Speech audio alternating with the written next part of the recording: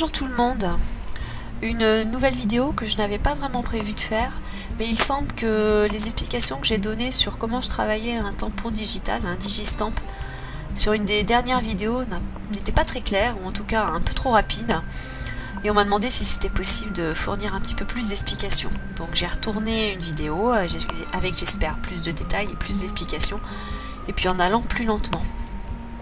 Alors dans un premier temps, je voudrais préciser que je ne travaille pas toujours sur des vrais digistamps, voire en général c'est plutôt sur des dessins que je trouve sur internet et qui sont des dessins type dessin au trait, tracé au trait, et donc ça nécessite parfois un peu de travail parce qu'ils ne sont pas toujours de bonne qualité.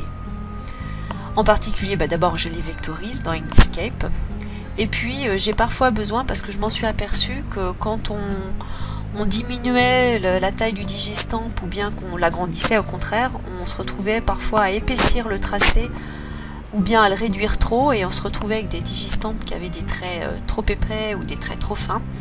Donc une petite astuce que je vais vous présenter pour affiner le trait si on se retrouve avec un trait trop épais, ou bien au contraire épaissir un trait si on se retrouve avec un trait trop fin. Donc voilà, donc je vous propose de commencer avec une vidéo qui sera en 3 parties. Donc d'abord la vectorisation dans Inkscape. Je trouve que c'est plus propre au niveau de la vectorisation que de le faire dans Silhouette, c'est un peu moins hasardeux. Donc on ouvre le fichier dans Inkscape, on va le chercher.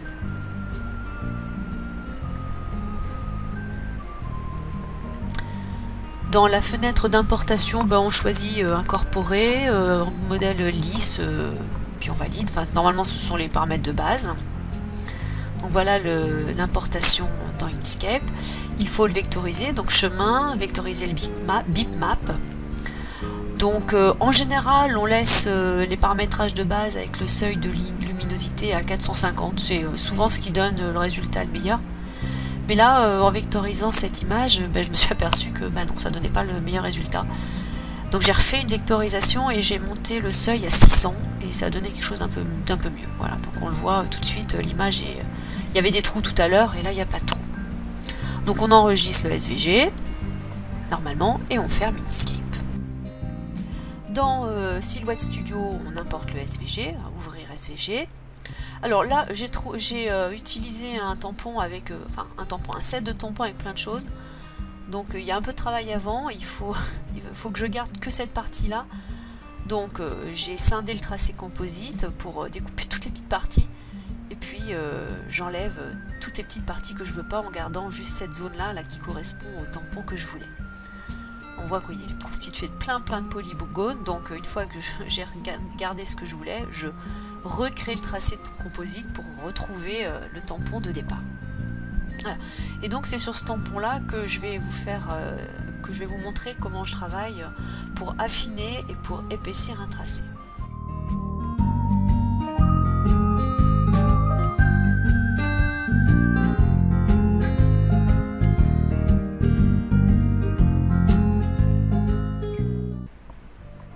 Alors d'abord, première chose, quand je travaille sur tampons digitaux, j'utilise les calques pour me repérer entre tous les tracés, parce que sur un tampon digital, quand on le vectorise, on se retrouve avec 50 000 tracés différents, 50 000 polygones, donc c'est impossible de repérer lequel c'est, donc je travaille avec les calques, je les renomme et je bouge les tracés d'un calque à l'autre.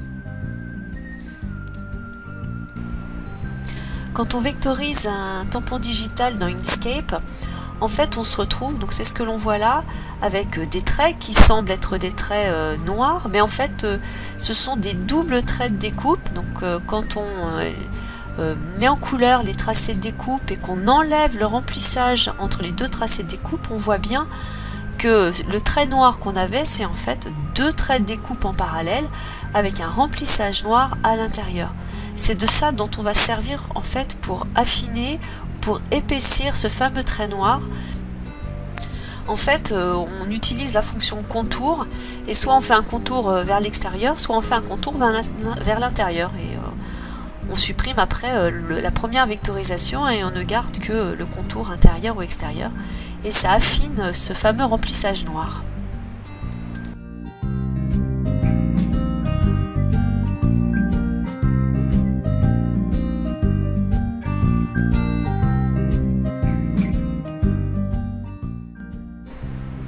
Alors je vais commencer par vous montrer comment est-ce que l'on fait pour affiner un trait, c'est-à-dire le rendre plus fin. Donc pour ça, on ajoute un calque à son document silhouette, alors on lui donne un nom. Et puis une fois qu'on a ce nouveau calque, on retourne sélectionner le tampon digital de départ. Voilà, donc on sélectionne tampon. Et puis avec la fonction contour, on choisit le décalage interne, avec un décalage interne extrêmement fin. Alors il faut tester, ça dépend vraiment de vos tampons, plus ou moins fin. Moi là j'ai choisi 0,1 mm, on applique. Et on voit dans notre fenêtre de calque qu'il y a un nouveau groupe de tracés qui est apparu et que l'on va faire glisser. Alors c'est très long, vous voyez, parce qu'il y a beaucoup de tracés, qu'on va faire glisser dans la zone, dans le calque qui s'appelle zone de travail. Pour bien voir que ce qu'on vient de faire, c'est de rajouter un tracé à celui de départ, on enlève, on cache le tampon de départ hein, avec le petit œil. Et on voit bien qu'il reste un tracé qui est le nouveau tracé. Donc par exemple, on peut le changer de couleur. Hein. On pourrait même... et donc on va le remplir en noir, puisque c'est ce qu'on veut faire, avoir un nouveau tampon noir. Sans trait de découpe, donc on enlève les traits de découpe. On renomme ce nouveau tracé qu'on vient de faire. Il faut ensuite aller supprimer le premier tampon. Donc on bouge ce nouveau tampon qu'on vient de faire. On enlève le verrou qu'on avait mis sur le tampon d'origine. Et puis bah voilà, on se retrouve avec deux tampons, le premier qui est un peu épais et le deuxième qui est un peu affiné. L'objectif normalement effectivement c'est de supprimer le tampon de départ qui est un peu épais pour ne garder que le tampon plus fin. Pour au contraire avoir un tampon plus épais, avec un tracé plus épais, bah, la procédure elle est exactement la même, hein, sauf qu'au lieu de choisir décalage interne, on choisit contour. Même type d'épaisseur, alors pareil, il faut tester. Hein. J'oscille entre 0,1 mm et parfois, quand il n'y a pas grand chose à faire, 0,05 mm.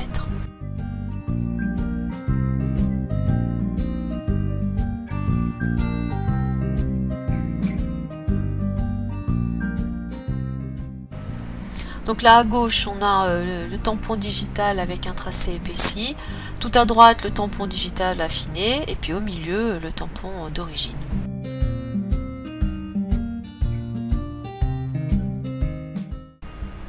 Le contour maintenant. Alors, la première chose à faire, c'est quand on a ouvert son tampon, c'est de le mettre à la taille que l'on veut avant de faire le contour, parce que sinon on se retrouve, quand on a fait le contour et qu'on diminue ou qu'on augmente la taille après, bah, à augmenter ou à diminuer la largeur, l'épaisseur du contour. Donc ça se fait avant. Avant le contour, on met à la bonne taille. Donc voilà, donc là je l'ai un peu réduit. Je centre sur la page.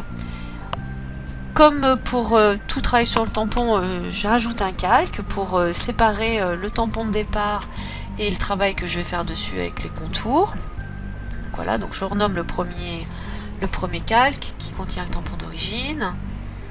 Je rajoute un calque dans lequel j'irai mettre le contour.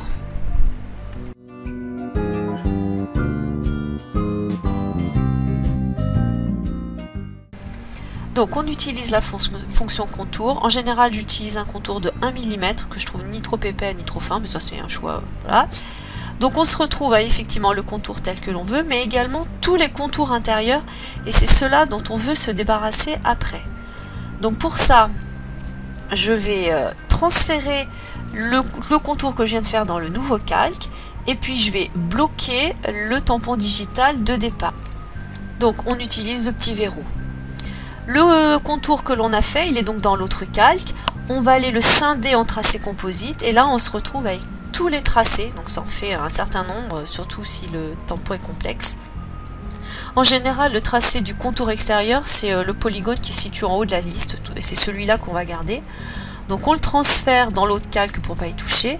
Et quand on enlève l'affichage du deuxième calque, celui dans lequel on a travaillé le contour, on s'aperçoit qu'en le cachant, on ne garde plus que le contour extérieur tel que l'on veut. Donc ça montre bien que c'est ce deuxième calque qui contient tous les tracés qu'il va falloir supprimer. Et quand on raffiche le calque de départ, on voit bien qu'on ne garde plus que le tampon digital et son contour. On groupe les deux pour éviter de bouger le tampon par rapport au contour ou le contour par rapport au tampon. Il n'y a rien de plus agaçant que de se retrouver qu'un décalage de découpe. Et puis on a fini le travail sur le contour d'un tampon digital. Il ne reste plus qu'à découper. Voilà, j'espère que cette fois-ci c'était plus clair pour tout le monde. Bon scrap à tous, bonne colorisation et puis à bientôt. Au revoir.